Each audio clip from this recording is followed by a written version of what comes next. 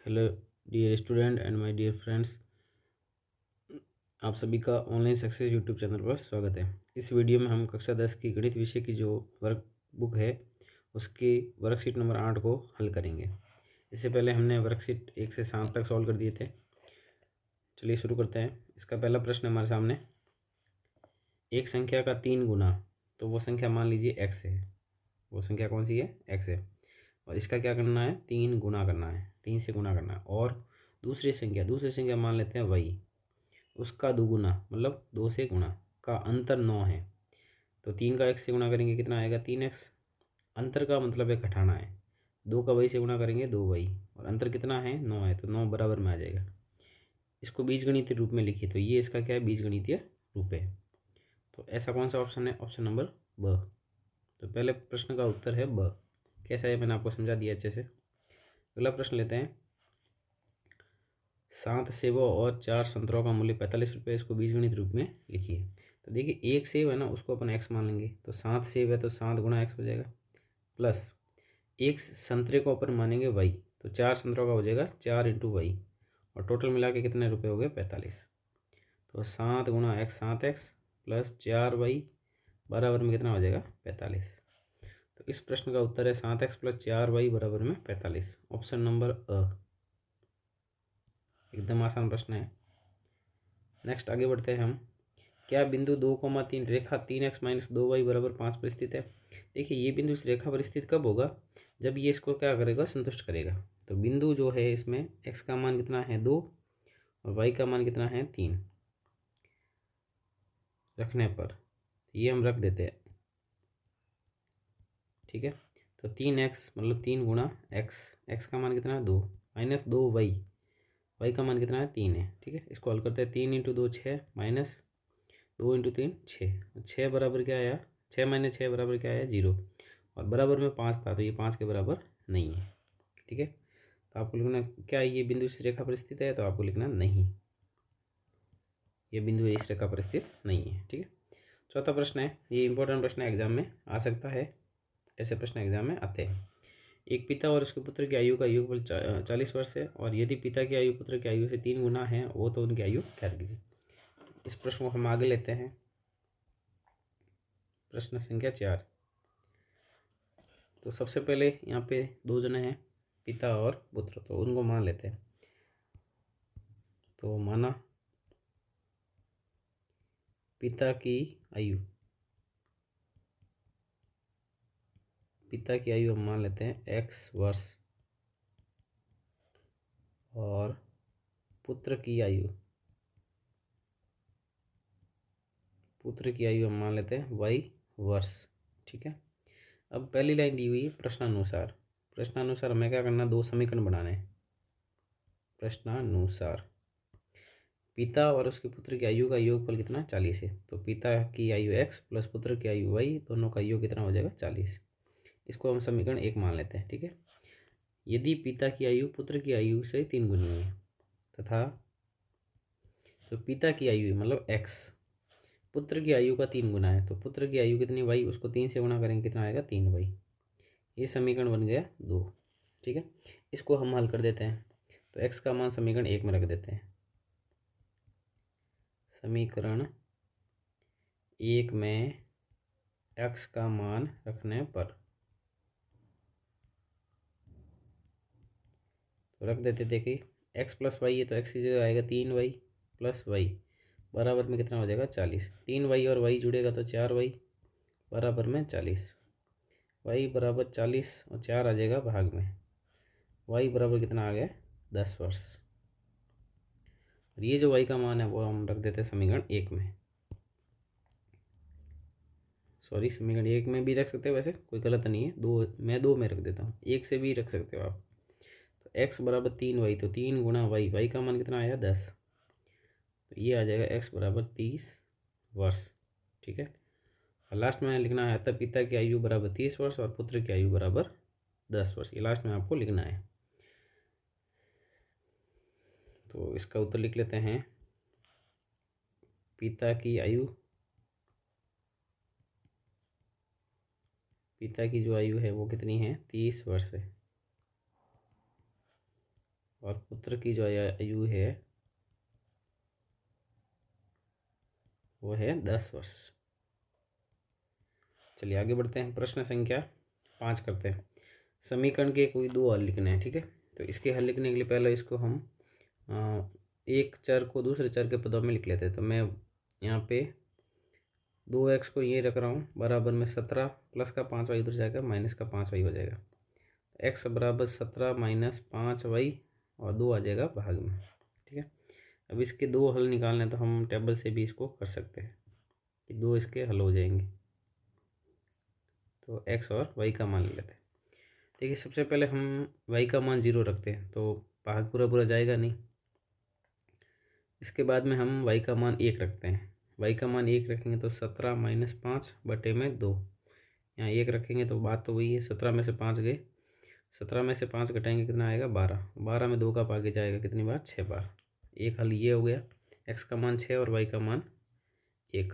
फिर हम 3 रख देते हैं तो 17 माइनस 3 गुणा 5 बटे में 2, 17 और 3 गुणा 5 कितना हो जाएगा 15, 17 में से 15 गए 2, 2 बटा 2 हो जाएगा 1। तो y का मान मैंने 3 रखा तो इसका मान x का मान कितना आया 1 आया, ठीक है। तो ये इसके दो हल हो गए। अगला प्रश्न है रैखिक समीकरण युग्म का हल ज्ञात कीजिए। इसको हम आगे ले लेते हैं। प्रश्न संख्या 6 है हमारे सामने। रैखिक समीकरण जो है √2x प्लस √3y बराबर 0 और √3x माइनस √2y बराबर 0 का हल लिखिए। तो सबसे पहले हम इसको क्या करते हैं, दोनों विधियां हमारे पास किसी भी विधि से हल कर सकते हैं। तो माना √2x प्लस √3y बराबर में इसको 0, ये समीकरण 1 मान लेते हैं। और √3x माइनस का √2y बराबर में 0, इसको समीकरण मान लेते हैं 2। अब इसको हम किसी भी विधि से कर लेते हैं तो मैं प्रतिस्थापन विधि से करके बता देता हूँ। तो समीकरण 2 से, 1 से या 2 से किसी से भी x का मान निकालना है। तो √3x बराबर हो जाएगा √2y, माइनस का था उधर जाके प्लस का हो गया। x बराबर √2 बटा √3 और y, ये समीकरण कौन सा हो गया 3। अब समीकरण 3 व 1 से, समीकरण 1 व 3 से, तो 1 में हम ये मान रख देते हैं। समीकरण 1 में हम क्या करेंगे, x का मान रखेंगे तो √2 का √2, x की जगह आ जाएगा √2 बटा √3 और y प्लस का √3y बराबर में 0। √2 का √2 से गुणा करेंगे तो 4 हो जाएगा। तो 4 बट्टा √3y प्लस √3y बराबर में 0। इन दोनों में y कॉमन है, पीछे बचा 4 बट्टा √3 प्लस का √3 बराबर में 0। बी गुणा में है, कहाँ चला जाएगा भाग में, तो y बराबर कितना आ जाएगा 0, ठीक है। y का मान 0 आया तो वो अपन समीकरण 3 में रख देते हैं। समीकरण 3 से x बराबर √2 बटा √3 और गुणा में y का मान कितना आया 0, तो x का मान भी कितना आएगा 0 आएगा।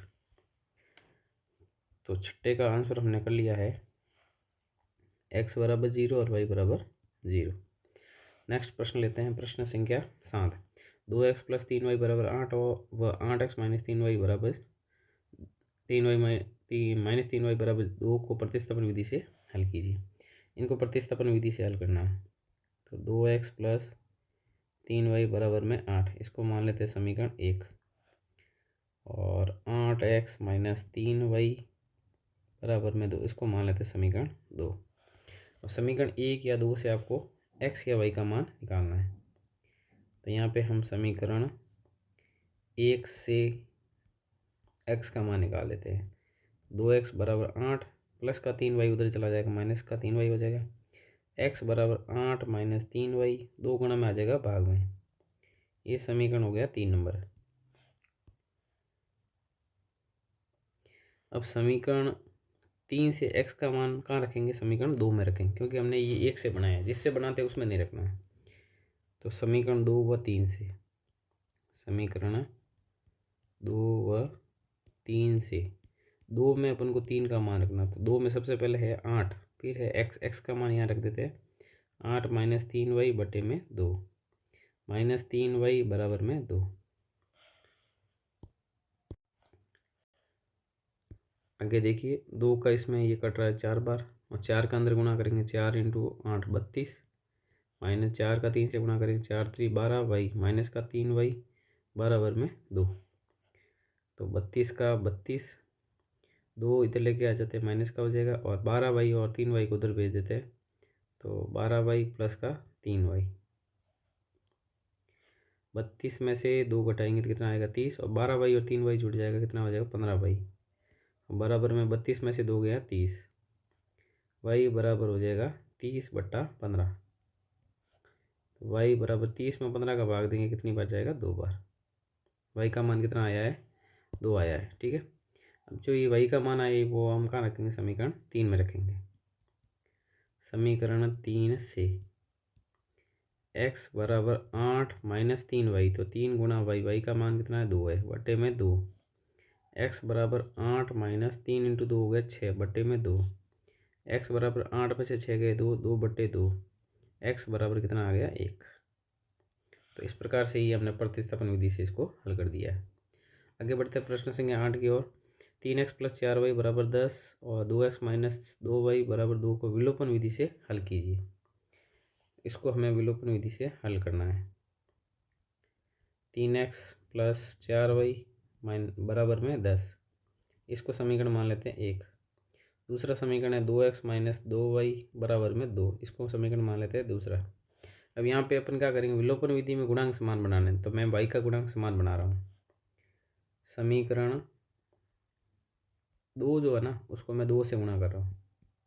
y का गुणांक समान बनाने के लिए समीकरण 2 को 2 से गुणा कर समीकरण 1 में जोड़ने पर, तो समीकरण 1 जो है उसको पहले लिख लेते हैं 3x प्लस 4y, और फिर इसमें अपन को जोड़ना समीकरण 2 को 2 से गुणा करके, 2 से गुणा कर देते 2x का 2 से गुणा करेंगे 4x माइनस 2y का 2 से गुणा करेंगे 4y बराबर में 10, प्लस 2 का 2 से गुणा करेंगे कितना हो जाएगा 4। अब यहाँ पे अपन देखेंगे तो 4y और 4y तो कट जाएगा, 3x प्लस 4x कितना हो जाएगा 7x, 10 प्लस 4 हो जाएगा 14, x बराबर 14/7, तो x बराबर आ जाएगा 2। अभी जो x बराबर 2 आया है ये हमें कहाँ रखना, समीकरण 1 या 2 में। तो समीकरण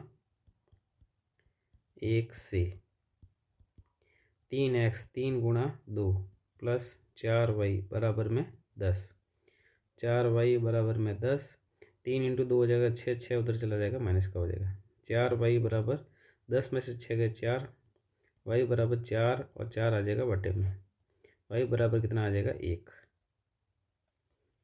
ये था प्रश्न संख्या अपना 8, एकदम आसान प्रश्न है। नेक्स्ट अपना प्रश्न संख्या है 9। 8x प्लस 5y बराबर 9 व 3x प्लस 2y बराबर 2 को प्रतिस्थापन विधि से हल कीजिए। तो सबसे पहले इसको मान लेते हैं अपन 8x प्लस 5y बराबर में 9, ये हमारा समीकरण नंबर है 1। दूसरा समीकरण है 3x प्लस 2y बराबर में 2, ये समीकरण नंबर है दूसरा। और समीकरण 1 या 2 से अपन किसका मान निकालेंगे, x या y का। तो यहाँ मैं समीकरण 2 से x का मान निकाल रहा हूँ।